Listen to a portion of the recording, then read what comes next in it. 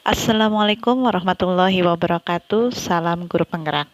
Perkenalkan, nama saya Wiwi Kancanawati, calon guru penggerak angkatan 8 Kabupaten Sumba Barat. Pada video kali ini saya akan menyajikan tugas demonstrasi kontekstual tentang pemikiran Ki Hajar Dewantara dalam bentuk puisi. Selamat menyaksikan. Pelita harapan. Gelap pendidikan saat itu membuat hatimu pilu. Dengan semangat menggebu, kau jadikan kami satu, dan dunia pun termangu.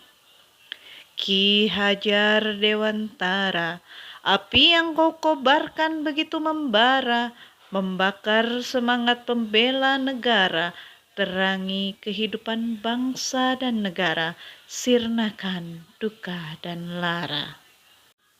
Ing ngarso sung tulodo, ing madyo mangun karso, tut wuri handayani. Kau gaungkan dalam hati nurani, bersemayam hingga saat ini. Siap membangun bumi pertiwi, melayani sang generasi negeri. Wahai sang pelita harapan, petunjuk arah mencapai angan, menuntun generasi membanggakan, mengukir karya di setiap zaman. Pelita harapan, arah mencapai tujuan.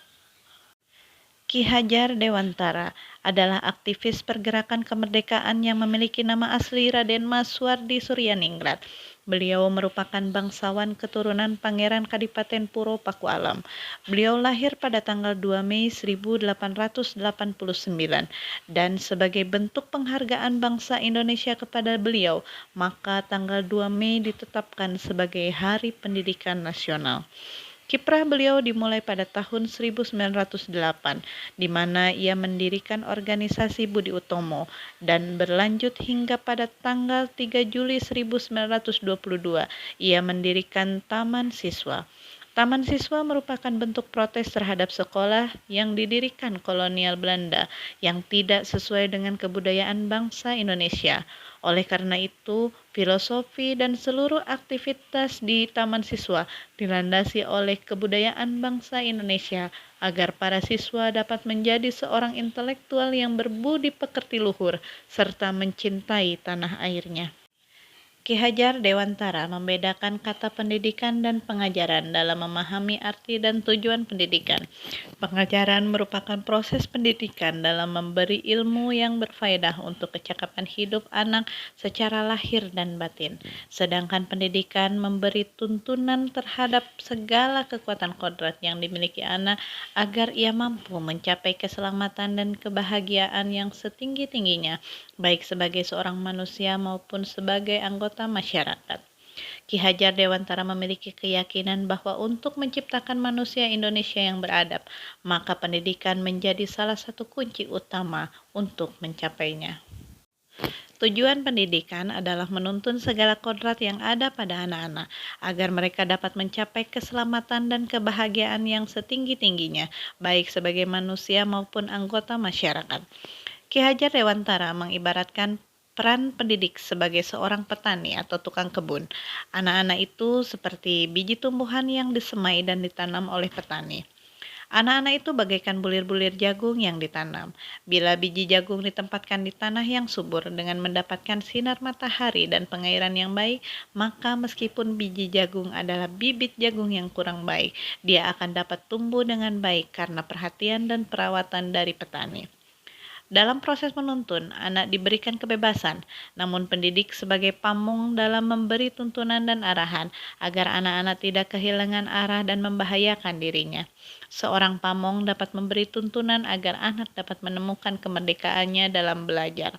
Hal ini menjelaskan bahwa dasar pemikiran Ki Hajar Dewantara adalah pembelajaran yang berpusat pada anak, disesuaikan dengan karakteristik anak, dan pendidikan haruslah bersifat menyenangkan, sehingga menumbuhkan semangat belajar positif pada peserta didik.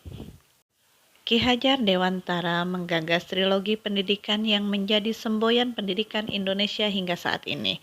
Yang pertama, Ing Ngarso Sung Tulodo, yang artinya di depan memberikan teladan atau contoh. Guru hendaklah berada di depan sebagai teladan atau contoh yang dapat menuntun arah dan menunjukkan arah yang benar sehingga dapat mencapai keselamatan dan kebahagiaan sebagai manusia maupun anggota masyarakat. Guru dapat menjadi teladan baik melalui perkataan, sikap maupun perbuatan selama ia mengajar anak-anak. Kedua, Ingmadyo Mangunkarso. Guru hendaknya berada di tengah-tengah siswa selama proses pembelajaran berlangsung, memberikan semangat dan motivasi melalui aktivitas-aktivitas pembelajaran yang bermakna dan menyenangkan, serta sesuai dengan karakteristik anak. Ketiga, tuturi handayani atau di belakang memberikan dorongan. Guru harus siap selalu memberi dorongan agar anak termotivasi mengikuti proses pembelajaran, sehingga tercipta budaya belajar yang positif dan menyenangkan bagi anak. Jika kita cermati, trilogi pendidikan tersebut mencakup hakikat guru sebagai pemimpin pembelajaran, sehingga guru diharapkan dapat menjadi pamong yang dapat menuntun anak untuk mencapai tujuan pembelajaran itu sendiri.